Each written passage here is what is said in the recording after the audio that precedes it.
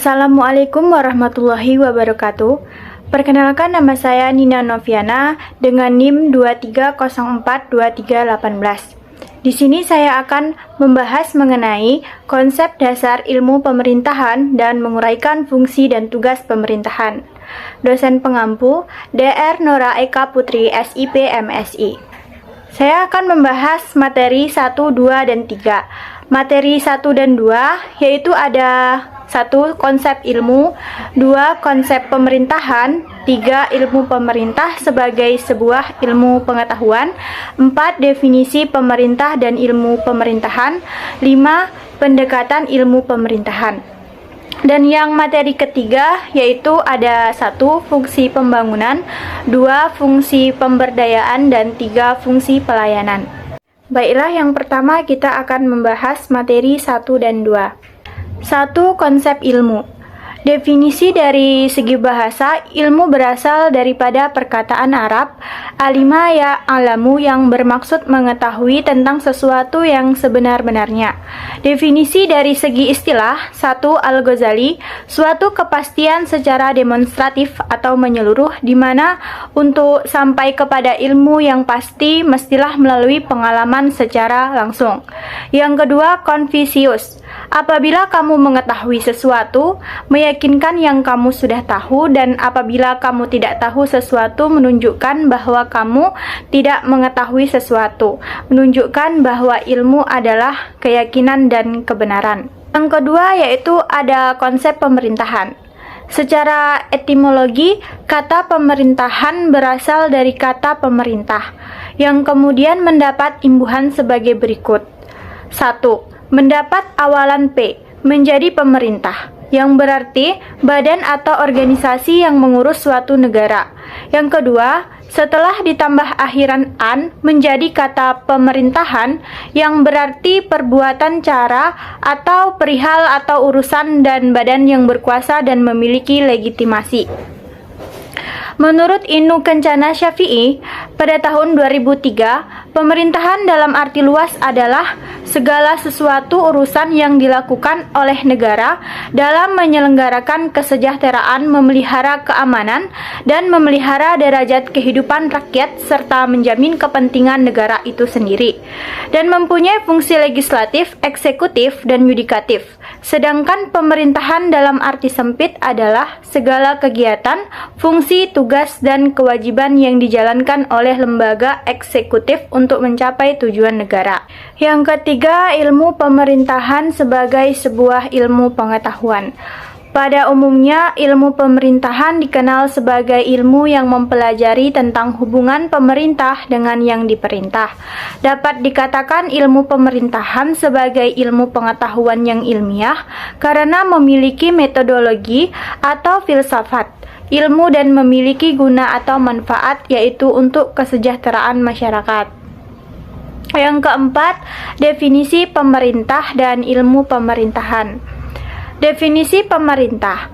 Pemerintah adalah organisasi atau lembaga negara yang terdiri dari lembaga-lembaga legislatif, eksekutif, dan yudikatif yang memiliki kekuasaan untuk membuat dan menerapkan hukum bersama undang-undang serta kewenangan untuk mengatur komunitas di wilayah tertentu yang umumnya adalah negara.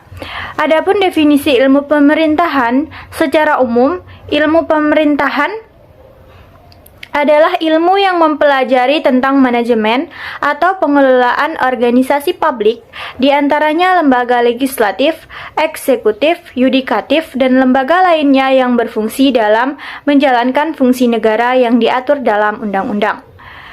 Yang kelima yaitu pendekatan ilmu pemerintahan. Pendekatan ilmu pemerintahan ada 3. Yang pertama, pendekatan legalistik. Pendekatan legalistik adalah salah satu cara untuk melihat gejala dan peristiwa dari sudut pandang aturan-aturan formal. Hal tersebut sekaligus menjadi ciri yang membedakan ilmu pemerintahan dan dari ilmu-ilmu sosial lainnya. Yang kedua, pendekatan sistematik. Pemerintahan adalah sebuah sistem, dengan demikian kita dapat menganalisis gejala dan peristiwa pemerintahan melalui pendekatan sistematik. Yang ketiga, pendekatan paradigmatik.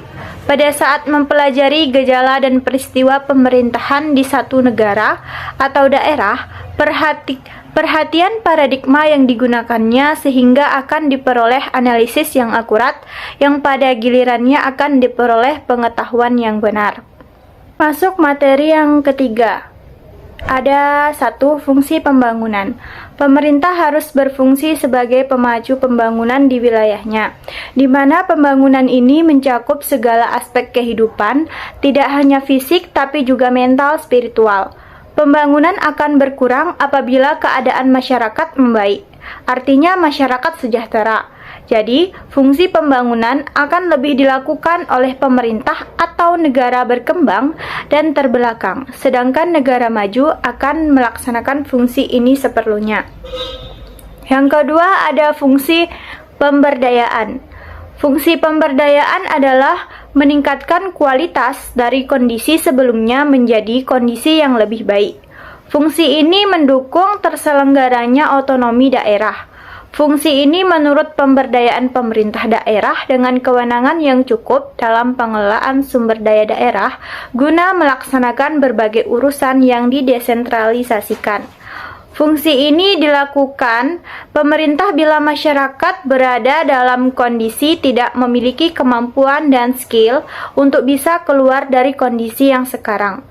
Maka dari itu, pemberdayaan masyarakat harus dipandu agar masyarakat mengetahui aspek yang harus dimiliki oleh setiap individu dalam mengelola potensi yang ada di wilayahnya. Yang ketiga, fungsi pelayanan. Fungsi pelayanan adalah salah satu fungsi primer yang harus dijalankan pemerintah untuk mencapai tujuan negara Indonesia. Menurut Sedarmayanti, tahun 2009, pelayanan berarti melayani suatu jasa yang dibutuhkan oleh masyarakat dalam segala bidang. Kegiatan pelayanan kepada masyarakat merupakan salah satu tugas dan fungsi administrasi negara. Demikian presentasi dari saya. Jika ada salah, saya mohon maaf. Saya akhiri dengan wassalamualaikum warahmatullahi wabarakatuh.